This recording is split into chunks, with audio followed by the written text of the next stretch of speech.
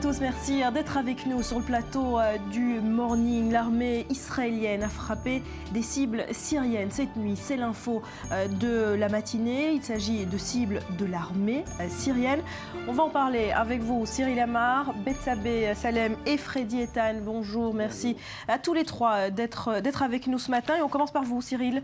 Les grands titres à la une de la presse arabe israélienne, c'est la revue de presse du Moyen-Orient. Et donc, c'est l'incident hier sur ce plateau du Golan qui fait la une de tous les journaux ce matin. Oui, beaucoup d'informations, d'images et d'analyses dans les kiosques israéliens ce matin. Vous allez voir une abondance qui contraste d'ailleurs avec le mutisme de la presse syrienne et libanaise sur cette attaque. Si le Hezbollah est pointé du doigt par les Israéliens, les journaux qui lui sont proches restent, eux, vous allez le voir, très factuels. C'est notamment le cas des sites d'information Al-Manar et El Mayadin. Explosion au passage d'une patrouille de l'occupation dans le Golan, titre le premier, tandis que le second reprend à son compte les images des télévisions israéliennes. Alors, une des quotidiens israéliens, on disait beaucoup d'informations, on retrouve ces mêmes images, celles de troupes héliportées qui transportent des parachutistes blessés vers les hôpitaux israéliens. Et puis ces titres, piège dans le Golan, c'est le titre choisi par nos confrères du quotidien à grand tirage, Yediot Ahronot, alors que pour le Israël Hayom, le terrorisme s'est invité également à la frontière nord, le quotidien proche du pouvoir qui fait évidemment référence au récent regain de tension dans la bande de Gaza. Le Yediot Ahronot qui nous gratifie d'ailleurs de cette infographie qui retrace, vous allez voir, étape par étape, le scénario de l'embuscade. Étape numéro 1, les parachutistes israéliens repèrent un berger suspect dans le corridor israélien situé au-delà de la barrière de sécurité. Étape numéro 2, les soldats descendent de leur jeep et franchissent la frontière pour pénétrer dans l'enclave et s'approcher du suspect. Et enfin, dernière étape, dans le corridor, côté israélien, un engin est actionné. Les 4 soldats, dont 2 officiers, sont blessés dans l'explosion. Alors Cyril, pour les analystes israéliens dans les journaux ce matin, cette attaque met donc fin à la longue accalmie à la frontière avec la Syrie. Oui, une attaque qui fait voler en éclats 40 ans d'accalmie à la frontière, écrit l'analyste du Maariv, Asaf Gavor. Le front nord ressuscite, titre de son côté l'expert militaire du Haaretz. Pour Amos Harel, la succession d'incidents ces dernières semaines ne doit laisser aucune place au doute. Le régime syrien, le Hezbollah et les milices fidèles à Assad ont voulu venger. Venger quoi ? Eh bien, venger les frappes israéliennes contre le convoi d'armes le mois dernier.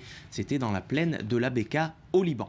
Et puis pour l'analyste du Israël Hayom, le crime a peut-être été commis par le Hezbollah, mais c'est Bachar al-Assad en personne qui est directement responsable. Jusqu'à présent, écrit Yoav Limor, Israël avait réussi à se tenir loin de la guerre civile en Syrie, mais peu à peu, il est en train d'y être entraîné. Et puis pour le Jérusalem Post, le Hezbollah est le principal, mais pas le seul suspect. Le sud de la Syrie est devenu le fief de groupes djihadistes tels que le front Al-Nosra ou encore l'État islamique en Irak et au Levant, écrit le quotidien israélien en langue anglaise. Et l'idéologie de ces mouvements pourrait nous laisser penser qu'ils n'auraient aucun mal à retourner leur fusil contre Israël le jour venu. Quoi qu'il en soit, met en garde Alex Fishman du Yediot, Israël doit impérativement mettre fin à cette série d'attaques.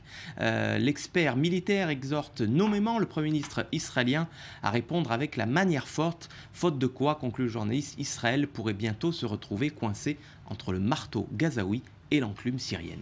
Alors Freddy Ethan, Tzahal a donc riposté cette nuit par des frappes sur des cibles de l'armée syrienne, comme le disent les journaux. C'est Assad qui est responsable ? Oui, Assad est responsable, mais celui qui a commis cet attentat, c'est le Hezbollah. Pour 2 raisons. D'abord, l'armée syrienne contrôle le long de la frontière. Ça, il faut le rappeler, près de Kounetra et près de Majdel Shams qui est au nord. Et deuxièmement, il faut dire aussi que si ça s'enflamme après 3 ans de guerre civile, il faut le rappeler, c'est ces jours-ci, on remarque que c'est 3 ans après la guerre civile, 140 000 tués et autres. Je crois que Assad a besoin d'une aide du Hezbollah. Le Hezbollah est intervenu en Syrie depuis fort longtemps, donc Assad est responsable de tout. Maintenant, le problème, c'est que le Hezbollah a compris qu'il ne faudrait pas lancer des attentats à partir du Liban, parce qu'il fait partie du gouvernement, parce que le Liban est assez fragile. Donc il comprend qu'il faudrait à partir du Golan ou à partir de la Syrie, puisque c'est un chaos là-bas en Syrie. C'est plus facile pour le Hezbollah de commettre des attentats. On y revient dans un instant, ce dossier avec vous, mais Cyril, on termine cette revue de presse avec un autre titre, ça n'a rien à voir avec cet incident sur le Golan. Le gouvernement israélien célèbre sa première année au pouvoir et il vante ses propres mérites sur les réseaux sociaux. Vous allez voir, la presse papier israélienne s'est très peu faite l'écho de cet anniversaire, alors c'est sur les réseaux sociaux que le gouvernement a voulu souffler sa première bougie. Vous allez le voir, le cabinet du Premier ministre qui a posté cette vidéo en 120 secondes, une animation en mode tableau blanc et qui dresse la liste des chantiers accomplis par le 33e gouvernement israélien, a envoyé infrastructure avec la voie rapide construite entre Jérusalem et Tel Aviv, et puis cet Israélien qui se fait dorer la pilule au soleil, et le gouvernement qui vante donc la sécurité en plein séisme du Proche-Orient, un taux de chômage très faible, une croissance économique en plein essor, et enfin pour finir évidemment l'édification de la barrière de sécurité à la frontière du Sinaï qui a empêché cette année l'infiltration de clandestins venus de la Corne de l'Afrique. Voilà, alors, en tout cas une vidéo qui a été classée science-fiction par le député travailliste Eitan Kabel, évidemment. Il a dit mais dans quel pays vis-je et où pourrait-on trouver un pays aussi merveilleux? On parlera de politique israélienne dans la suite de cette édition. Merci beaucoup Cyril. Alors Betsabé, on revient avec vous sur le déroulé de cet événement hier sur le plateau du Golan. Est-ce qu'on sait exactement ce qui s'est passé? Alors pour la journée d'hier, effectivement, l'attaque, l'incident s'est déroulé près de Majal Shams. Donc vous voyez sur cette carte, c'était la frontière israélo-syrienne. 4 soldats patrouillaient, donc du côté israélien de la barrière de sécurité. Jusque-là, rien d'inhabituel lorsqu'ils ont aperçu de l'autre côté de la frontière un berger suspect. Pourquoi? Puisque personne, en fait, n'est censé approcher la frontière de si près. Alors, ils sont sortis de leur Jeep, une Jeep blindée. Ils ont pénétré la frontière, donc le corridor qui se trouve bien sûr entre les deux barrières de sécurité. Et là, la mine a sauté. On ne sait pas pourquoi, soit parce qu'ils s'en sont approchés, qu'ils ont marché dessus, soit parce qu'elle a été déclenchée à distance. Le bilan, on le connaît, donc les 4 soldats ont été blessés, dont un grièvement. Ils se trouvent actuellement à l'hôpital Rambam de Haïfa. Est-ce qu'on connaît le but de l'opération? Alors, le but, c'était peut-être d'enlever un soldat. C'est d'abord ce qu'avait affirmé hier le quotidien Al Arabiya, quotidien pan-arabe. La piste a été ensuite écartée parce que par l'armée, puisque personne en fait n'a été repéré aux alentours. Alors bien sûr, pour comprendre quel était le but de l'opération, il faut déterminer son commanditaire, Barbara. Or, c'est la piste du Hezbollah qui est privilégiée aujourd'hui par l'armée concernant cette attaque. Et dans ce cas, cette attaque serait peut-être, je dis bien, une réponse au bombardement supposé de l'armée israélienne contre un convoi d'armes au Liban, des armes supposées, encore une fois, appartenir au Hezbollah libanais. Alors, la suite de l'histoire, c'est évidemment la riposte d'Israël. On sait quoi de cette riposte? Quelle ampleur? Alors, la riposte n'a pas tardé. D'abord par des tirs d'artillerie, des obus de tanks dont le but était de brouiller la visibilité et d'empêcher l'enlèvement d'un soldat, voire de plusieurs soldats. Et puis, il y a eu des missiles Tammuz de plus longue portée. Et puis, dans la nuit, l'armée de l'air israélienne a ciblé une base militaire syrienne. Au-delà de cette riposte, il y a eu une série de mesures qui ont été prises par Tsahal. Le général Yair Golan, qui commande la région nord, a déclaré que l'armée avait dû édifier une nouvelle barrière de sécurité, remplacer les troupes de réserve par des troupes plus opérationnelles, des soldats plus aguerris, puisqu'ils sont toujours en service. Et puis, troisième mesure, renforcer les capacités de renseignement de l'armée. Alors ces tensions Betsabé à la frontière ne sont pas nouvelles, mais il faut dire que depuis quelques semaines, le climat est de plus en plus violent. Effectivement, alors ce n'est pas nouveau, Benjamin Netanyahou l'a rappelé lui-même hier après-midi, c'était devant le groupe parlementaire du Likoud. Je vous propose de l'écouter tout de suite. Les frontières syriennes sont envahies dernièrement par de plus en plus de membres du djihad et du Hezbollah, et cela constitue un nouveau défi pour l'État d'Israël.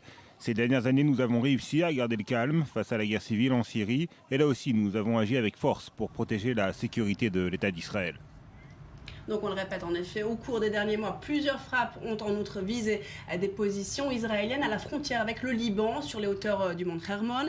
Ces 2 dernières années, des dizaines de projectiles ont atterri sur les territoires israéliens, mais jusque-là, Barbara, il n'y avait eu aucune victime. Alors des attaques d'autant plus faciles et fréquentes, il faut le comprendre, que plusieurs groupes djihadistes se sont rapprochés. Ils contrôleraient une partie de plus en plus importante de la zone démilitarisée qui longe le plateau du Golan, peut-être 70% de cette zone.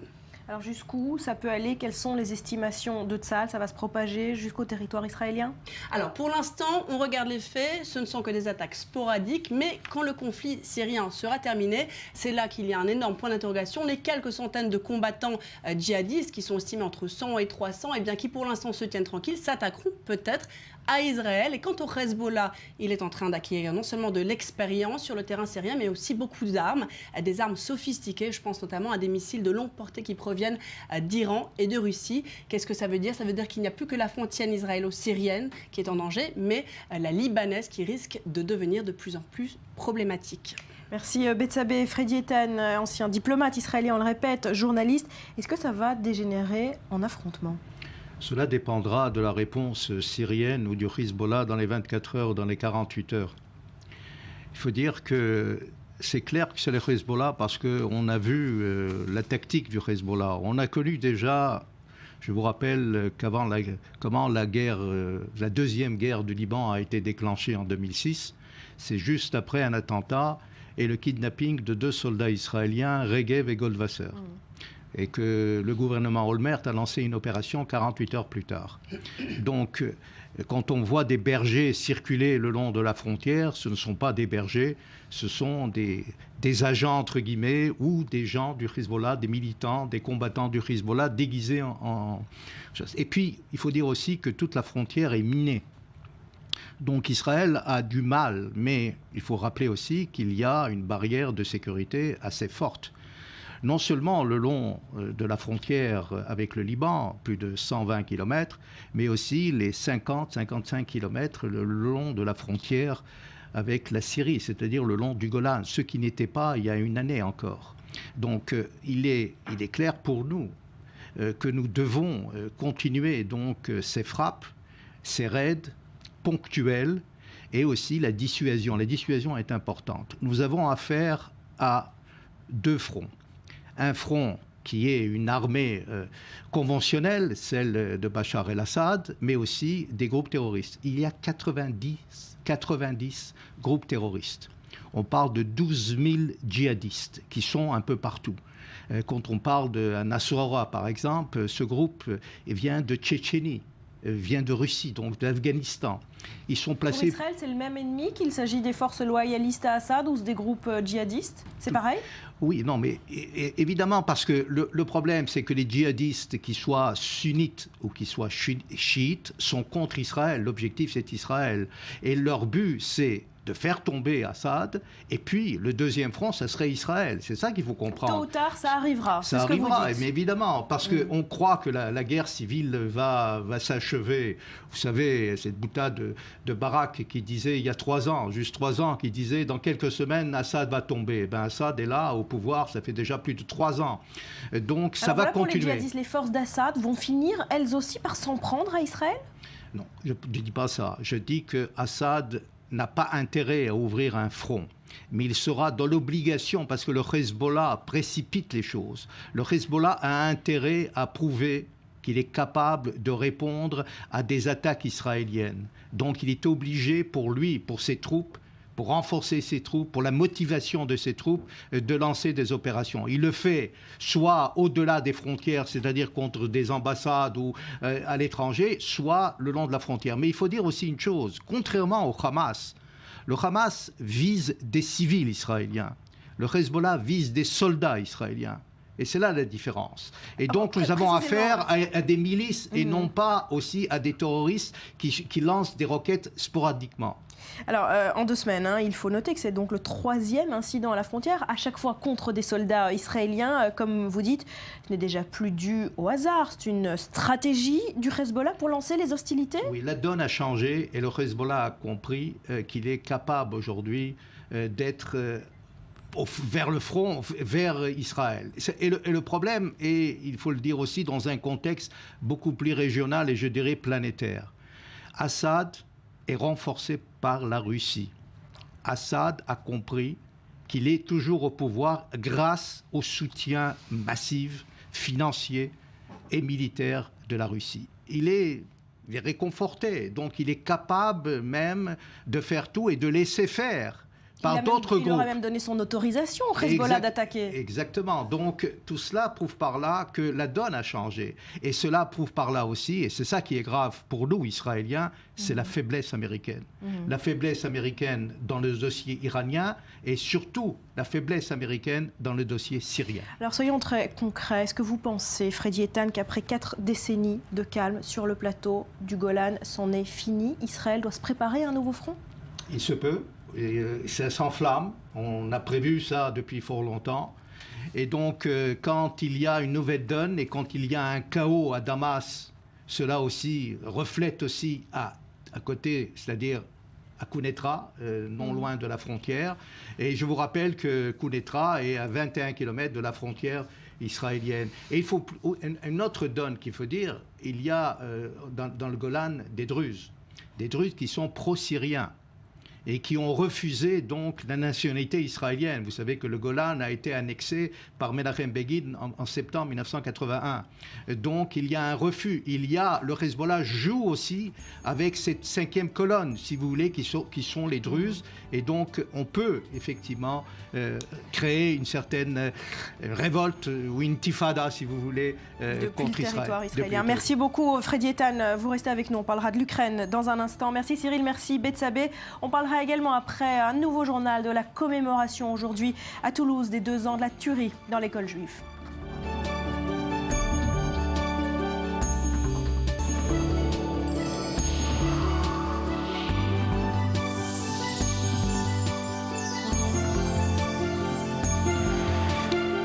Retour sur le plateau du Morning, merci d'être avec nous. L'autre grand titre de l'actualité de ce mercredi, c'est cette tension qui a atteint une nouvelle dimension en Crimée après un tir mortel sur un soldat ukrainien. Kiev autorise désormais ses soldats à tirer à balles réelles et tout cela alors que Vladimir Poutine a signé hier un accord de rattachement de la Crimée à la Russie. Rappel des faits en images et on en parle juste après. L'intégration de la Crimée à la Russie est en marche. Vladimir Poutine accélère le pas et réaffirme le caractère russe de la province de Crimée. Dans le cœur et la conscience des gens, la Crimée était et elle reste une partie intégrante de la Russie. Cette conviction fondée sur la vérité et la justice était ferme et elle a été transmise de génération en génération. Après un discours aux élans patriotiques et très acerbe vis-à-vis des Occidentaux, le président russe a signé un traité rattachant la province de Crimée à la Russie. Prochaine étape, la validation par les parlementaires qui doit intervenir dans les prochains jours. Un processus bien huilé qui ignore totalement les pressions des Occidentaux. Lundi, l'Union européenne a pris des sanctions ciblées visant 21 responsables russes et ukrainiens. Les États-Unis avaient, eux, frappé un peu plus fort en s'attaquant directement aux proches de Vladimir Poutine. Ce mardi, c'est au tour de la France de hausser le ton.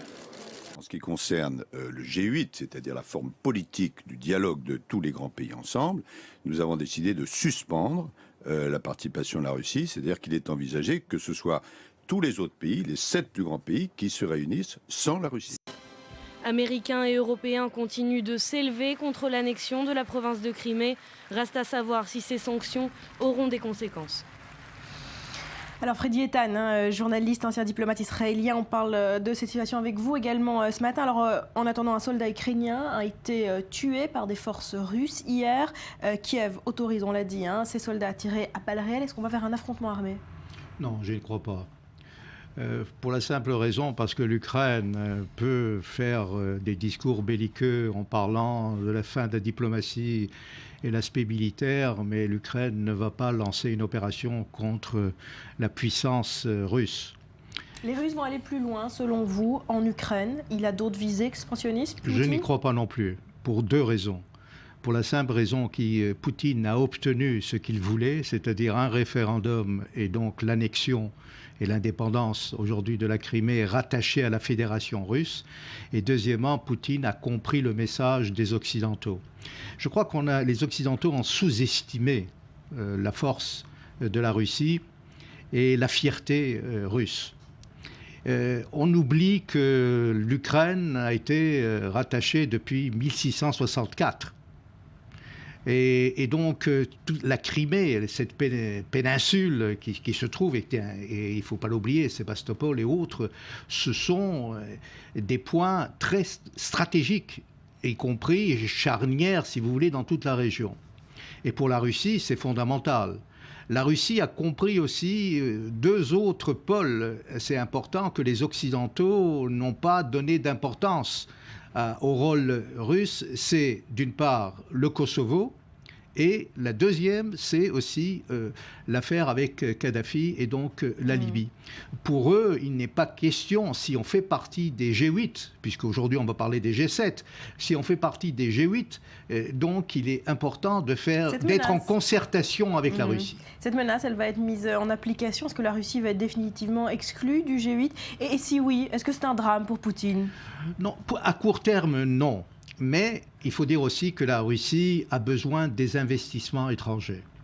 La grande partie, on parle même de plus de 90 milliards de dollars sont investis aujourd'hui en Russie. Les marchés russes sont évidemment, il y a un grave problème.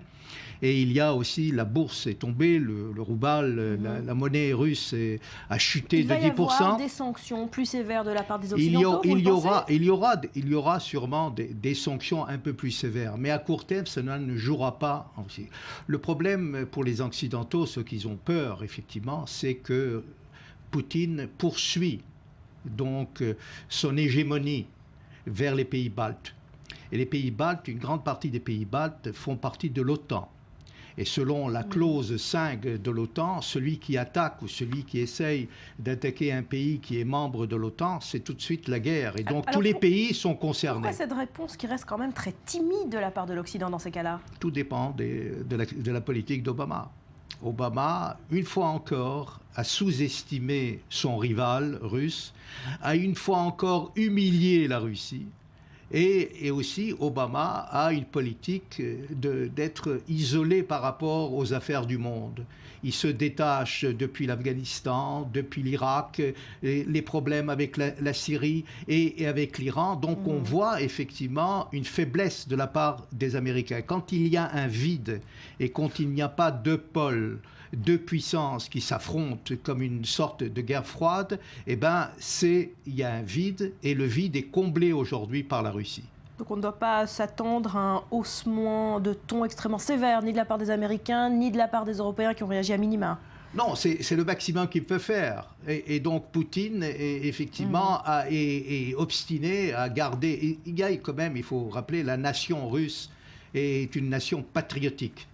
Si elle bafoue, si vous voulez, les droits de l'homme, si elle bafoue l'individu, mais par contre, elle glorifie la nation. Et c'est tout à fait différent des autres nations. Il faut comprendre, depuis Napoléon, le général Hiver a gagné, mais maintenant peut-être le général Marché. C'est-à-dire les marchés vont gagner, donc cette Russie. Mais à long terme, même ce discours hier, Standing Ovation. Plus on essaye de mettre au pied du mur Poutine, plus il est encore plus populaire. Et aussi, et cela il y aura des répercussions évidemment concernant notre région. On a évoqué tout à l'heure la Syrie. C'est évidemment Bachar el-Assad va être renforcé par cette coup de force de la part de Poutine, et donc il est rassuré. Merci beaucoup. Restez avec nous, Freddy Etienne. Pour l'heure, c'est le rappel des grands titres de ce mercredi.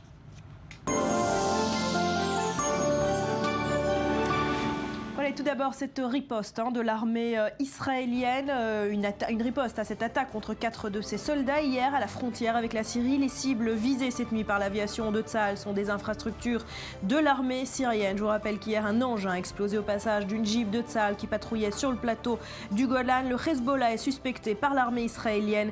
Tsahal a été placé en état d'alerte dans le secteur.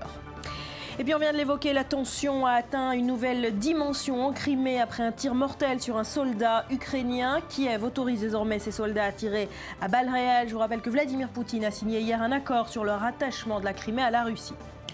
Et puis ce fait assez rare pour être remarqué, 83 sénateurs américains sur 100 s'unissent pour faire pression sur Barack Obama. Leur exigence, hausser le ton face à l'Iran pour tout accord final sur le nucléaire.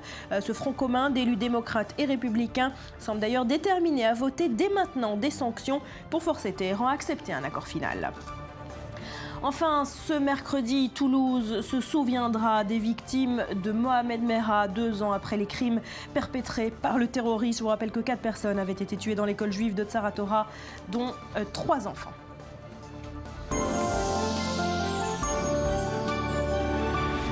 Voilà, Pride, ces commémorations à Toulouse, on en parle à présent avec vous, Nicole Yardeni. Bonjour, merci d'être avec nous. Vous êtes présidente du CRIF pour la région Midi-Pyrénées. Alors, qu'est-ce qui est prévu exactement à Toulouse aujourd'hui ?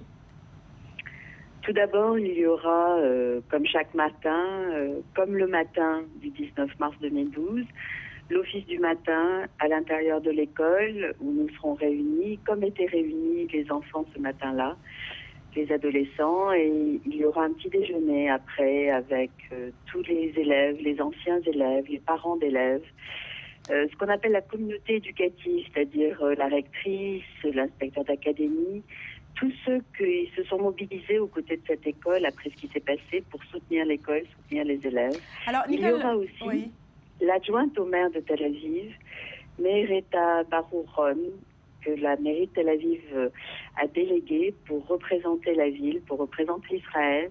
C'est une femme remarquable, d'origine éthiopienne, qui a fait la conquête de tous déjà hier, y compris à la mairie de Toulouse, et qui passera la journée et la soirée avec nous. Alors, Nicole Yardeni, est-ce que 2 ans après le drame, la communauté juive de Toulouse reste traumatisée ? C'est pas un traumatisme au sens vraiment de l'idée de peur. C'est plutôt ça a catalysé l'idée que peut-être l'avenir des Juifs sur la terre d'Europe et sur la terre de France est une question. Mais ce n'est pas une question que pour les Juifs.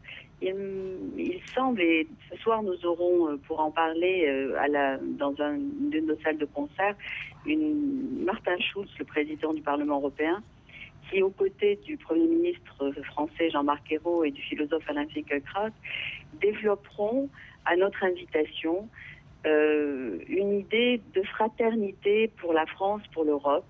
On sent en Europe, dans toute l'Europe, pas seulement en France, une montée du populisme, une montée des intégrismes, au sens politique du terme, au sens de radicalisation politique du terme. Même que ce soit l'extrême gauche, l'extrême droite, que ce soit les djihadistes, que ce soit des gens comme Dieudonné qui remettent en cause en fait ce qui permet dans une démocratie aux gens de vivre ensemble. Alors, la démocratie Nicole d'Israël. Yardeni, est-ce que, un mot de l'enquête, pour finir l'enquête Mera, est-ce que le CRIF est satisfait de la décision d'ouvrir une enquête contre la DCRI pour négligence dans la surveillance de Mohamed Mera ? Nous avons pris le parti de ne pas discuter des questions judiciaires. Ça ne nous appartient pas, ça appartient plutôt aux familles.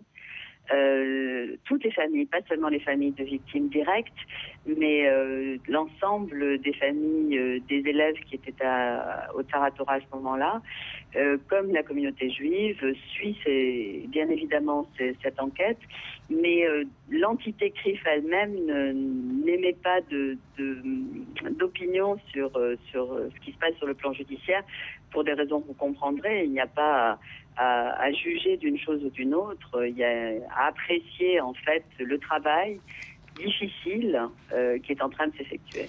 Merci beaucoup Nicole Yardeni, présidente du CRIF Midi-Pyrénées, d'avoir été avec nous ce matin. Freddy Ethan, un mot sur ces commémorations de Toulouse. Il y a 2 choses. D'abord, il y a eu défaillance, et ça il faut le dire, parce que Mohamed Mera n'était pas un enfant de cœur ni un solitaire. Et les services de renseignement français le savaient. Et donc, la responsabilité incombe aussi aux services de renseignement français, pour une chose. La deuxième chose, c'est qu'il y a une montée de l'antisémitisme depuis Mera, parce que Mera, pour les djihadistes, est un héros. Et donc, on le suit comme un idole, comme un héros. Et la troisième chose, c'est que effectivement, il y a beaucoup d'appels concernant l'immigration, concernant la venue ici des Français et tout cela. Il ne faut pas aussi précipiter.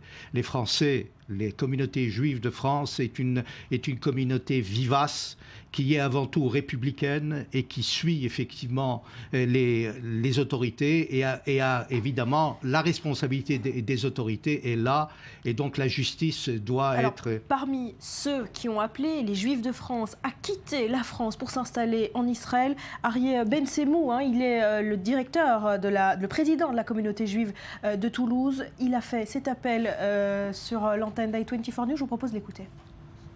Il y a une véritable inquiétude et je ne peux pas continuer ou dire simplement à la communauté, écoutez, restez ici, tout va bien, tout va s'arranger. Ça n'est pas la réalité que je connais sur le terrain.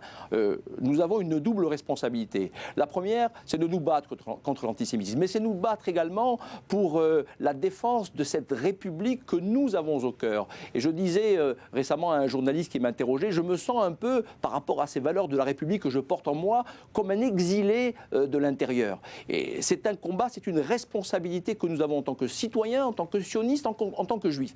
Mais également, nous avons une responsabilité vis-à-vis de nos enfants, des nouvelles générations. Que vont-ils devenir? Quel est leur avenir dans une société et dans une ville notamment où la pression se fait toujours plus grande et où il y a un sentiment qui nous renvoie en permanence vers un ghetto dans lequel nous ne voulons pas retourner.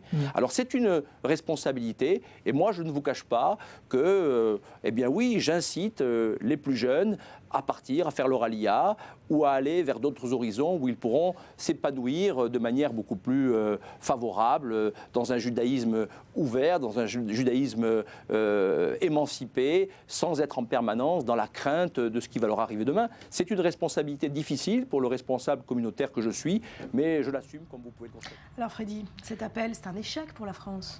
Oui, c'est un échec pour la France. Vous savez qu'en l'an 2000, Sharon a fait le même appel. Oui. Je vous rappelle, le Premier ministre Ariel Sharon, et qui a fait de bruit. Et je crois que c'était pas. On ne peut pas intervenir. Israël ne peut pas intervenir dans les affaires intérieures de la France. D'autre part, quand on parle effectivement de demander aux Juifs de venir une certaine responsabilité, il faut être aussi responsable de l'intégration des Juifs français. Et chaque cas est individuel. Il doit réfléchir. Et vous savez, en Israël, c'est pas une partie de plaisir comme on sait quand on sait aujourd'hui même concernant les logements, concernant la carrière de chacun et l'emploi. Donc il faut réfléchir et ne pas se précipiter. Et chacun doit réfléchir bien avant de venir en Israël. Ils sont les bienvenus, évidemment.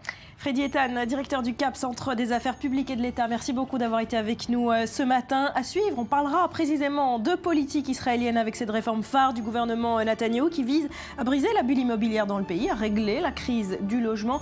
Toutes les explications après un nouveau journal.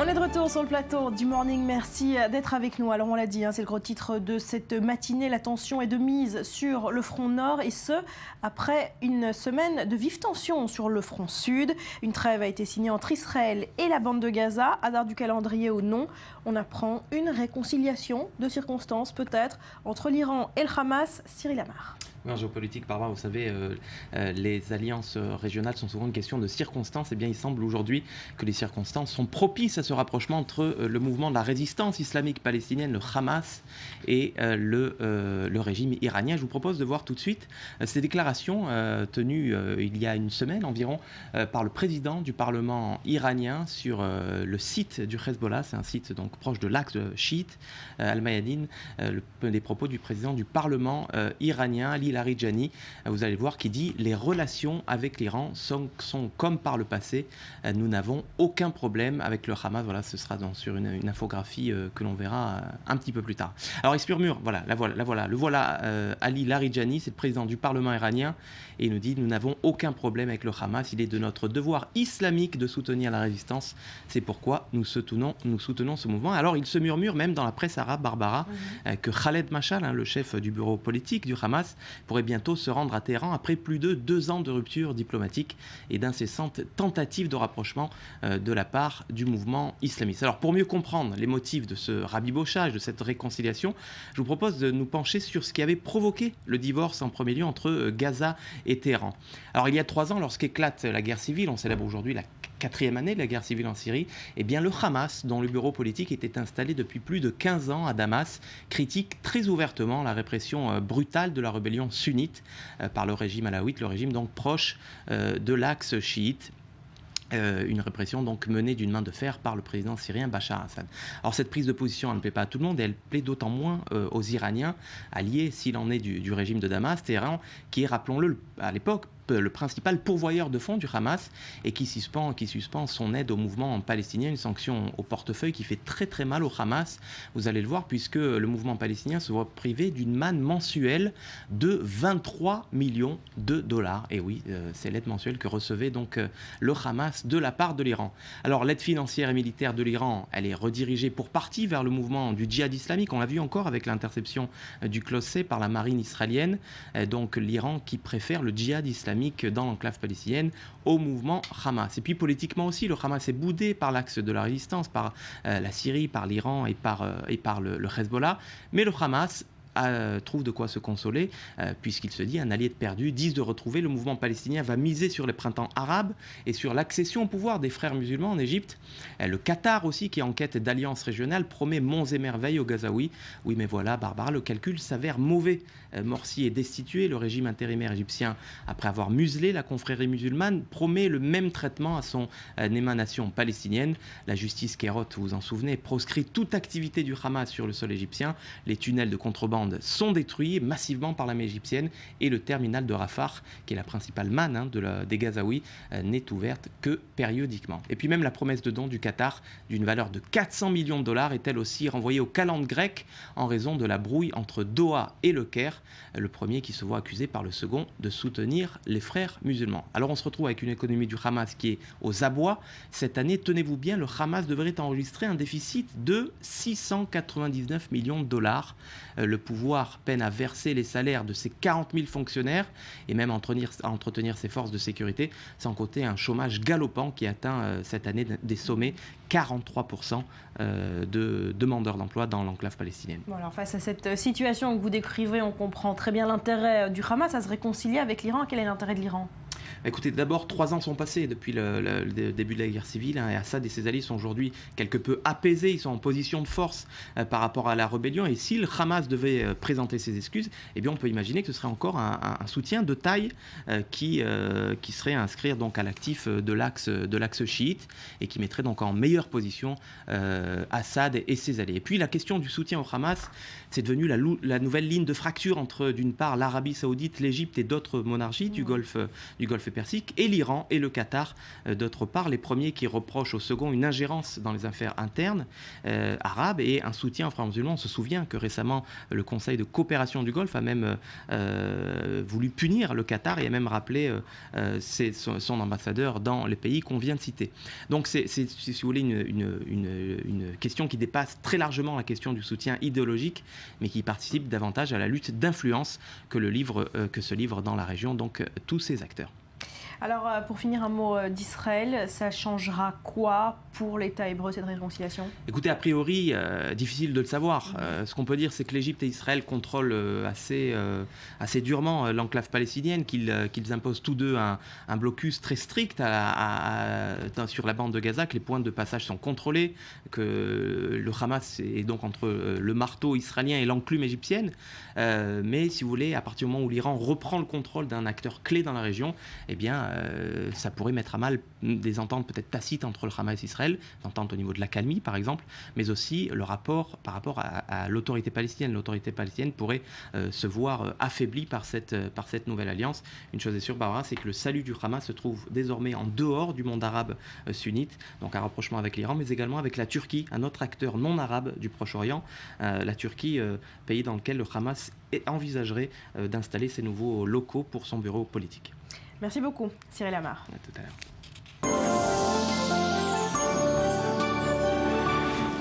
Et on parle à présent d'un véritable fléau de société. En Israël, c'est ce qu'on appelle la bulle immobilière. Alors dans les grandes villes du pays, les appartements sont parfois tellement chers, déconnectés de la réalité salariale, que de nombreux jeunes couples, des jeunes familles n'arrivent pas à acquérir un premier logement. La Banque d'Israël elle-même a tiré la sonnette d'alarme. Le rappel des faits en images signé Anthony Lez, mais on en parle juste après. Tel Aviv, un chantier à ciel ouvert. Pas un quartier n'échappe à la construction de nouveaux immeubles. Jérusalem, Haïfa et d'autres petites villes connaissent aussi le son des pelleteuses et le mouvement des grues. En 2013, plus de 90 000 nouveaux logements ont été construits, 30 000 de plus que prévu. La demande n'est cependant toujours pas comblée et depuis 2007, les prix immobiliers ont augmenté de 80% selon le FMI. Tant et si bien qu'ils seraient, selon l'institution internationale, 25% au-dessus de leur valeur d'équilibre. on assiste à une bulle immobilière en Israël. Et en fait, pourquoi on définit le terme de bulle immobilière? Tout simplement parce qu'on a une partie de la population israélienne qui n'arrive pas aujourd'hui à acheter des appartements, les jeunes, les couples. Et en même temps, donc, la demande n'est pas à ce point élevée. Et malgré ça, on continue depuis 10 ans maintenant une augmentation des prix immobiliers. 2 facteurs sont en cause selon le FMI. Le manque de logement et la faiblesse ces dernières années du prêt hypothécaire. D'autres experts et des politiques comme Stav Shafir pointent aussi le poids trop important des investisseurs étrangers. Un des problèmes majeurs en Israël est que les investisseurs étrangers sont désormais les seuls à être vraiment capables d'acheter des biens immobiliers sans trop de difficultés.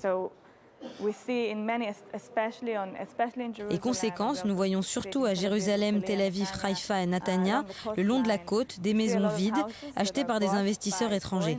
Des maisons à l'abandon, sans être même louées à des personnes vivant en Israël, et tout ça crée une bulle.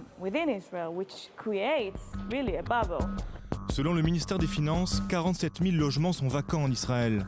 Un minimum qui pourrait être doublé, voire triplé selon différentes méthodes de calcul. Cette pression immobilière pousse depuis 10 ans les prix à la vente et de la location à la hausse. Cri de colère en 2011, les Israéliens sont descendus dans la rue, demandant entre autres une limitation des prix de l'immobilier. 2 ans plus tard, la Knesset a voté des premières mesures, notamment en mettant fin à de nombreuses facilités pour les investisseurs étrangers. Cette réforme, déjà principalement, réduit très largement le champ d'application des exemptions fiscales pour les étrangers. Pour en bénéficier, il faut être israélien résidant en Israël. Pour exemple, aujourd'hui, un bien de 420 000 € est taxé à 22 000 € contre 4 000 avant la réforme. L'État a voulu aussi limiter l'investissement dans la pierre des étrangers, mais aussi des Israéliens en supprimant certains avantages. Même quand on est israélien, aujourd'hui, lorsqu'on possède plus d'un seul appartement, on n'a plus droit aux exemptions et abattements sur la taxe d'acquisition et la taxe sur la plus-value lors d'une transaction immobilière. Ces mesures sont-elles suffisantes? Nous avons demandé une entrevue avec le ministère des Finances qui a préféré décliner. Nous avons alors interrogé un évaluateur de biens, une observatrice quotidienne et impartiale du marché immobilier. Malheureusement, le gouvernement n'en fait pas assez parce que personne ne veut vraiment que les prix baissent. Pourquoi? Parce qu'ils veulent plus de taxes et que les banques veulent gagner plus d'argent avec les prêts que l'on réalise pour acheter des appartements. La bulle immobilière pourrait-elle éclater en Israël? Pas vraiment selon les experts interrogés. Mais dans l'immédiat, le prix très élevé du logement nuit à la consommation des Israéliens et des politiques tels que Stav Shafir demandent une régulation des prix et un contrôle du marché. Voilà, et c'est dans ce contexte que le ministre des Finances, Yair Lapid, a annoncé un projet de loi, une réforme qui fait énormément de bruit dans le pays. Les jeunes couples qui souhaitent acquérir leur premier appartement seront exemptés d'impôts. Avira Magolan, on en parle avec vous, journaliste au quotidien à Haaretz. Merci d'être avec nous. Alors, est-ce que vous saluez ce projet de loi, Yair Lapid? Je viens de dire, en regardant ce reportage, c'est trop peu et trop tard. Et en plus, je ne sais pas comment ça va marcher cette loi. C'est une nouvelle loi proposée par Lapid, mais c'est une loi qui n'a pas passé. Hein, et ces professionnels au ministère des Finances sont opposés, tout à fait opposés à cette loi. Je peux imaginer que Benjamin Netanyahou, lui aussi, va opposer à cette loi, et la Banque d'Israël aussi, elle l'a dit, la présidente de la banque, elle a dit que c'est trop cher, ça va être trop cher et trop compliqué. 2 milliards de shekels, que voilà, ça va coûter à l'État, 400 millions d'euros, voilà. C'est pas réalisable. C'est selon elle. Je ne sais pas si c'est réalisable ou pas, mais le problème n'est pas là.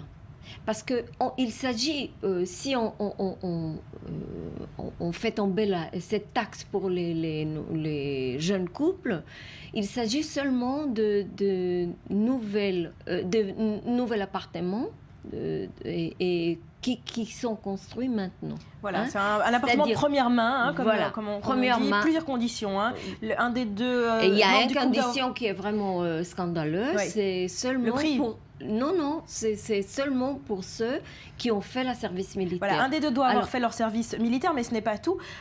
Il s'agit d'appartements qui ont une valeur maximum d'1,6 million de shekels, alors qu'on sait que dans les grandes villes, à Tel Aviv, à Jérusalem, c'est très rare de trouver des biens à ce pour la prix-là. périphérie, c'est seulement pour la périphérie, seulement pour les Juifs.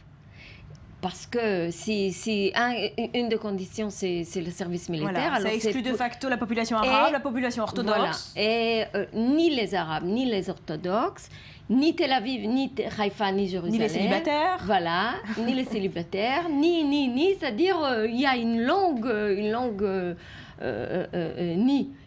des langues non. Il faut nier la plupart des jeunes Israéliens.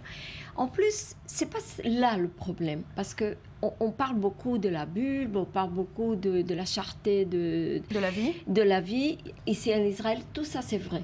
Mais ce qu'on a fait, le gouvernement, tous les gouvernements d'Israël, c'est privatiser le marché du logement. Ça fait longtemps qu'on n'a ni HLM, ni de prêts immobiliers du gouvernement. Et tout ça, jusqu'aux années, je pense que jusqu'à 77. Tout ça existait en Israël. Tout ça existait. Donc pour vous, cette situation, c'est le résultat direct d'une politique réfléchie et voulue du gouvernement, des gouvernements successifs. Oui, parce que le gouvernement, tous les gouvernements... Pourquoi ils voulaient privatiser le marché du logement. Parce que en Israël, le marché du logement, c'est tout à fait différent de ce qu'on voit en Europe. La plupart des Israéliens ont un appartement. On ne loue pas des appartements. On loue que les étudiants, les très jeunes qui n'ont pas assez d'argent, louent des appartements en Israël. Mais normalement, acheter un appartement en Israël, ce n'est pas seulement un logement, mais c'est aussi un moyen à améliorer la vie et les conditions de la vie du futur. C'est-à-dire, si on regarde au futur, ici en Israël, acheter un appartement, c'est un moyen d'assurer la vie assez respectable, assez normale dans la vieillesse. C'est-à-dire que dans le système néolibéral de ce gouvernement en Israël, le logement, ce n'est pas seulement un logement. Et même psychologiquement, il y a un effet psychologique très, très grave, très profond ici. Si on n'a pas les moyens d'acheter un appartement en Israël, ça veut dire qu'on est vraiment pauvre. C'est la pauvreté et le fait qu'on ne peut pas acheter un appartement et laisser l'appartement à vos enfants, ça vraiment, ça signifie la pauvreté. Et surtout à la périphérie. Hein. Merci beaucoup Vira Magolan d'être venue nous voir ce matin. Merci beaucoup Cyril. À suivre, on parle d'une campagne de stars. Elles sont toutes féminines et elles en ont assez de se faire traiter d'autoritaires, bossy en anglais, alors qu'elles sont juste en train de réussir dans la vie. Les images après un nouveau journal.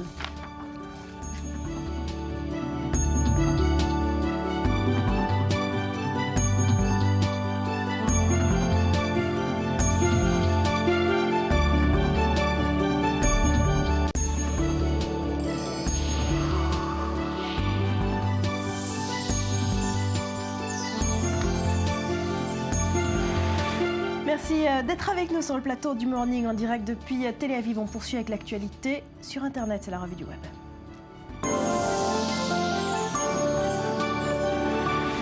Rudy Sada, bonjour. Bonjour. Alors on commence par la Crimée et son rattachement à la Russie qui commence à être officiel. Les internautes réagissent entre désolation et amusement. Oui, alors hier, devant la Chambre du Parlement, Vladimir Poutine a officiellement signé le traité qui doit sceller l'intégration de la Crimée et aussi de la ville de Sébastopol dans la Fédération russe. Le tout devant l'impuissance de la communauté internationale, même si par exemple la diplomatie française fait les gros yeux sur Twitter avec ce tweet de Laurent Fabius qu'on va voir si Poutine poursuit son action.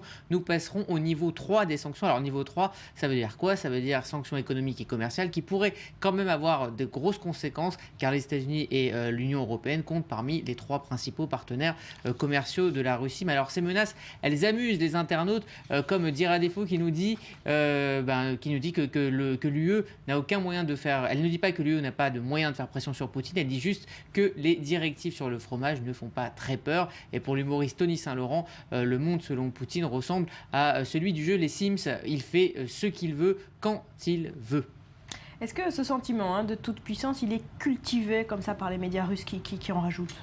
On connaît le savoir-faire russe en matière de communication, voire même de propagande. Alors j'ai trouvé cet article dont la fiabilité reste à prouver. Alors selon cet article, les Américains estiment que Poutine est plus fort qu'Obama. Enquête attribuée au magazine The Economist basée sur des critères de leadership. Alors selon toujours cet article, 78% des Américains ont décerné la victoire, je cite l'article, au président russe, et seulement 45% considèrent Obama comme un politicien fort. Donc dans ce sondage supposé, ils ont déclaré leur président franchement faible, évidemment à prendre avec précaution, mais ça circule sur le net. Mais ce qui est incontestable, c'est que Poutine est la star du net, et un compte parodique lui-même consacré, les Poutine Facts, c'est un peu comme les Chuck Norris Facts pour ceux qui connaissent Internet, avec humour et exagération, on fait étalage de toute sa puissance, comme regardez ses tweets.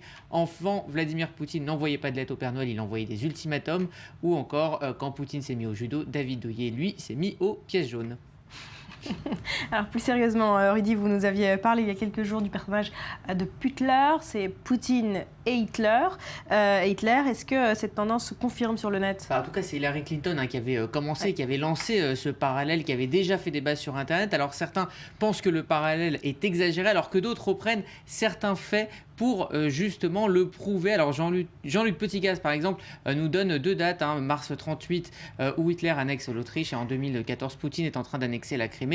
Que fait l'Europe ? Rien. Comme avant, se demande-t-il. Et puis pour SE, Poutine a la même stratégie militaire qu'Hitler en 1939. Prochaine étape, toute l'Ukraine. L'objectif pour lui est de reconstruire une union soviétique totalitaire. Voilà pour ce dossier ukrainien. On parle maintenant de la Syrie, Rudy, avec une annonce hier qui détonne alors qu'on est entré dans la 4e année de guerre. Alors c'est une information décalée qui nous vient de l'agence officielle Sana, l'agence officielle syrienne, et qui fait violemment réagir les internautes. Le régime syrien a annoncé la création d'une agence spatiale syrienne avec, je cite, pour objectif d'utiliser les technologies spatiales pour des opérations d'exploration et d'observation de la Terre pour servir le développement. Tollé absolu sur Internet. Alors je vous ai sélectionné 2 tweets parmi les nombreux tweets d'indignation. Pour Stewart Bell, cette agence spatiale serait peut-être le plan d'évasion de Bachar el-Assad. Et puis Raquel Saraswati pense que le cabinet du dirigeant, que c'est tout le cabinet en fait du dirigeant syrien qui devrait lui être expulsé vers l'espace. Cette nouvelle donc fait le buzz et montre le décalage évidemment entre la réalité syrienne et la posture de la dictature syrienne. Et on termine, Rudy, avec une histoire d'Internet. Oui, une belle histoire. C'est une histoire touchante qui nous vient des États-Unis et que nous révèle ce matin Melty Buzz. C'est l'histoire de Betty, 80 ans, grand-mère et arrière-grand-mère. Alors en janvier dernier, on lui a diagnostiqué un cancer des poumons en phase terminale, trop faible pour être soignée, donc subir une chimiothérapie. Elle se sait condamnée et en fin de vie. Alors pour l'accompagner, son arrière-petit-fils, Zach, a décidé de lui ouvrir un compte Instagram depuis janvier, Grande Mam Betty 33, pour partager son quotidien. Alors rassurez-vous, comme vous le voyez, c'est ni voyeuriste, ni mortifère, c'est plutôt un hymne à la vie où les internautes suivent Mamie Betty dans son quotidien et ils la soutiennent. Elle est formidable, on la voit, elle voit pour elle ce compte Instagram comme une fenêtre sur le monde, une façon, je cite, d'avancer en regardant son compte chaque jour. Alors elle a plus de 80 000 followers, tous les jours ils lui envoient des messages et prennent de ses nouvelles. C'est une mamie très rock'n'roll, sa fin de vie est pleine de bonne humeur et elle fait même la une des journaux locaux, reçoit beaucoup de visites. Alors tous les matins, elle demande à son petit-fils si le nombre d'abonnés a augmenté. Et voilà. Et alors ce que les internautes adorent, vous allez voir là, elle les remercie dans une petite vidéo. C'est quand elle danse sur Kool and the Gang Celebration. What do you think about your 23,000 followers? I just can't believe it. And I thank a lot of them. I love them.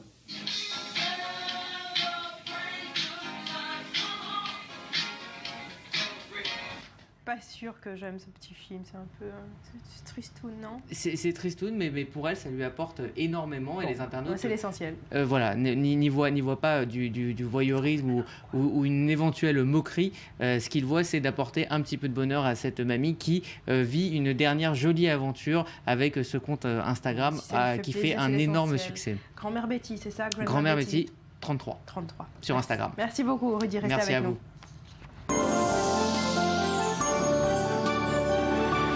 Retour en Israël avec un secteur économique en plein essor. Il s'agit du vin. La viticulture israélienne a mis du temps à se développer, à se perfectionner. Mais aujourd'hui, depuis quelques années, en fait, le vin bleu-blanc à la côte, il s'exporte même. C'est un reportage signé Anthony Lesme pour le Mageco. Au loin, la Syrie, un pays à la dérive, appauvri par 4 ans de guerre civile. De l'autre côté, Israël, le plateau du Golan et une économie florissante, notamment par le commerce du vin. Toujours plus nombreuses, les vignes touchent quasiment la frontière. Commencée dans les années 80, la viticulture occupe aujourd'hui 300 personnes hors vendange. La production atteint les 7 millions de bouteilles, 11% de la production totale israélienne. La qualité du vin, toujours meilleure, attire les amateurs. Les maisons viticoles du Golan et l'Office du tourisme ont développé l'accueil des touristes. Nous avons de plus en plus amené des gens à visiter les caves et tester les vins, ce qui a amené par ailleurs une hausse des autres activités touristiques. Les plus visités sont les caves des hauteurs du Golan. Fondées en 1983, les œnologues ont réussi à diversifier 17 crus différents grâce à la variété des microclimats du Golan. 25% de la production est exportée dans 30 pays différents et la croissance continue. Ces 5 dernières années, nous avons surtout planté de nouvelles vignes. Petit à petit, nous avons la possibilité de produire encore plus de bouteilles, mais nous ne prévoyons pas d'accroître de beaucoup notre production. Aujourd'hui, c'est plus la qualité du vin qui motive Golanites. Et la recherche est un secteur extrêmement important qui a d'ailleurs permis de décrocher le prix du Wine Star 2012. Une première pour un vin israélien, signe de reconnaissance internationale. Comprendre le potentiel de nos sols aussi vite que possible est l'un des points fondamentaux de nos recherches. Comprendre où sont les meilleurs emplacements pour nos vignes, comment le soleil agit, comment irriguer, trouver la meilleure formule pour économiser de l'eau sur un secteur et en donner assez pour garantir la qualité. Occupé après la guerre de 1967, le Golan a été annexé par Israël en 1981. Mais la région est toujours revendiquée par la Syrie. Elle est devenue l'objet des critiques du BDS qui milite pour le boycott du vin à l'export. Quelques pays boycottent les produits du Golan, mais la plupart des vins pénètrent tout de même le marché européen. Et le marché international est tout de même plus destiné à une population juive. C'est pourquoi on ne ressent presque aucun effet. Les consommateurs juifs ne prennent pas en compte la question des frontières. Les vins israéliens s'exportent de plus en plus et représentaient un marché de 180 millions de dollars en 2013. Et ils peuvent compter sur un autre allié pour gagner en qualité, le temps. Vous buvez les vins israéliens, vous les goûtez? J'adore. C'est vrai? Vraiment, je suis une grande fan des vins israéliens. Je sais qu'il y en a énormément qui ont reçu beaucoup de prix dans le monde entier. Ouais. Franchement, il y a beaucoup de vins qui sont incroyables. Je ne sais pas si je peux en citer, mais... Je ne sais pas si on peut donner les noms. Vous aimez, Rudy? Oui, je ne sais pas si je dis une bêtise, mais je crois que 2 vins israéliens sont rentrés dans les 80 meilleurs du monde. Il y a énormément de progrès qui a été fait à ce niveau-là. Ouais, pas de bêtises. Donc voilà, ça commence lentement, mais sûrement. Et Virginie, on parle musique avec vous ce matin. Et un mot banni par certaines stars aux États-Unis. Effectivement, des stars avec cette envie commune, celle de bannir le mot bossy du vocabulaire anglophone. Alors à la tête de cette propagande, des stars comme Beyoncé, on la connaît, elle est ultra féministe, on sait aussi que Victoria Beckham est dans le même camp, ou encore Jennifer Garner. Alors des femmes qui se mobilisent pour bannir ce mot qui est jugé, selon elles, trop autoritaire et dirigiste. Alors c'est le projet... C'est ça, quand en anglais on dit à quelqu'un qu'elle est bossy, c'est qu'elle est trop autoritaire. Elle est trop autoritaire, alors c'est perçu différemment par les gens. Il y a certaines personnes qui disent que oui, effectivement, ça donne du girl power et c'est plutôt sympa. Et puis il y en a d'autres qui disent que non, pourquoi on dirait bossy pour les filles et puis boss pour les garçons? Et pourquoi, lorsqu'on aurait une femme à la tête d'une entreprise, on dirait que c'est... On dirait plutôt boss alors qu'on devrait dire dans ce cas-là bossy. Donc ça peut provoquer certains problèmes. Donc Sheryl Sandberg, la directrice des opérations de Facebook, a décidé avec Anna Maria Chavez de lancer un projet. Anna Maria, c'est la PDG des Girl Scouts des États-Unis. Elles ont lancé ensemble 7 campagnes ban bossy et sont soutenues par de nombreuses célébrités très actives, tant bien dans le monde politique que du cinéma ou de la chanson. Je vous propose tout de suite de regarder. When I was growing up, I was called bossy. I think the word bossy is just a squasher.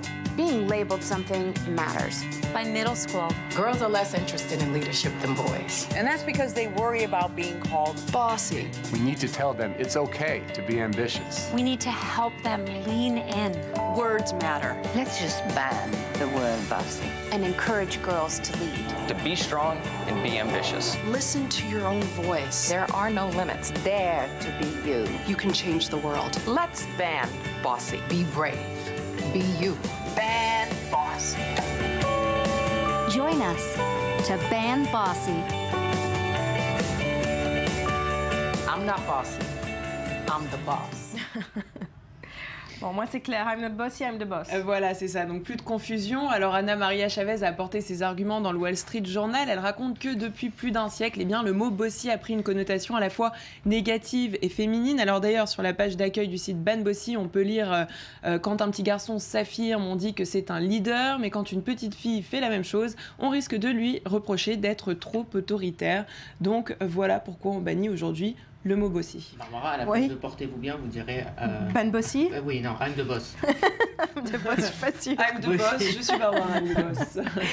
Ouais, peut-être, je vais réfléchir, je dis pas sûr que j'adore. Vous avez 2 minutes pour réfléchir. Alors, est-ce que la campagne qui se concentre sur le mot bossy, c'est une bonne chose? Je veux dire, c'est un vrai problème, pourquoi se concentrer sur un seul mot? Alors pour certains, c'est un vrai problème, pour d'autres, franchement, c'est quelque chose de futile. En fait, un simple mot, selon ces femmes-là, peut avoir de grandes conséquences. À en croire Shirley Sandberg, eh bien, l'utilisation de ce mot bossy expliquerait en partie pourquoi, par exemple, seulement 5% des dirigeants des 500 premières entreprises américaines sont des femmes. Dire à une fille qu'elle est autoritaire, non seulement élimine sa capacité à se voir comme un leader, mais cela influence aussi également la manière dont les autres la traitent. Alors, une autre question se pose. Les journalistes et blogueuses se demandent s'il est nécessaire de bannir ce mot. Est-ce que ça provoquera un réel changement? Et surtout, est-ce que l'on ne trouvera pas un autre mot pour le remplacer? Alors, pour le Time, ce projet Ban Bossy est perdu d'avance. Le magazine dresse une liste de différents mots que le gouvernement ou certaines organisations ont tenté de bannir de leur vocabulaire. Ainsi, eh bien, on y apprend les termes lesbiennes, tornades, immigrants illégal qui ont failli disparaître de nos conversations sans que cela aboutisse. Donc, on souhaite bon courage à ces jeunes femmes pour bannir le mot bossy. Voilà, il y a la campagne Ban Bossy. Au moins, on en parle de ce sujet. Au moins, ça réveille les consciences sur le féminisme. On en parle, effectivement. Mais bon, est-ce que c'est vraiment un problème d'appeler une femme bossy? Non, mais ça réveille plein d'autres choses derrière, effectivement, peut-être. Effectivement. Et on en pour parle. certaines personnes, c'est un problème. On continue de parler du mot bossy cette fois, mais bon, c'est pris un peu autrement. Effectivement, avec le titre Bossy de la chanteuse Kelly, je ne sais pas si vous vous en rappelez. En tout cas, c'est resté dans l'esprit des femmes comme un terme qui représenterait le girl power. Alors, avec un morceau qui a été lancé en 2006, c'était son deuxième plus grand succès après Milkshake en 2003. Bossy avait conquis l'Europe, les États-Unis et même l'Australie. Le titre avait été chanté même pour le défilé de Victoria's Secret à New York avec ce clip qui représente Bossy, cette femme fatale, dirigeante, provoque. Regardez. But you will respect me. You know why? 'Cause I'm a boss.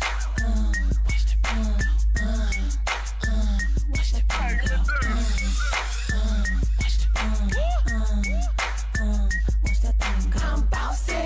I'm the first girl to scream on the track. I switched up the beat of the drum. That's right. I brought all the boys to the yacht. And that's right. I'm the one that's tattooed on his arm. I'm bossy. I'm the one y'all love to hate.